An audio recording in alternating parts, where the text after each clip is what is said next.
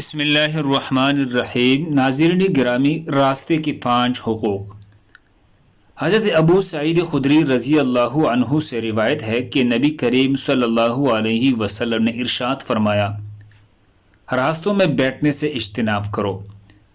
صحابہ کرام رضی اللہ عنہم نے عرض کیا، اگر ضرورتاً کوئی بات راستے میں کرنی پڑ جائی تو کیا کرے؟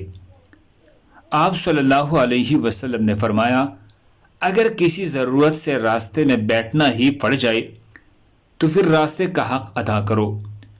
صحابہ کرام رضی اللہ عنہم نے پوچھا، یا رسول اللہ صلی اللہ علیہ وسلم، راستے کا کیا حق ہے؟ آپ صلی اللہ علیہ وسلم نے ارشاد فرمایا، نمبر 1، نگاہیں نیچے رکھو۔ نمبر 2، تکلیف دہ چیز کو ہٹاؤ۔ نمبر 3، سلام کا جواب دو۔ نمبر 4، نیکی کا حکم دو۔ نمبر 5، برائی سے منع کرو۔ صحیح بخاری میں یہ روایت موجود ہے۔ اللہ ہم سب کو اس پر عمل کرنے کی توفیق عطا فرمائے۔ دوسرے مسلمانوں کے فائدے کے لیے آگے ضرور شیئر کرے۔ جزاک اللہ۔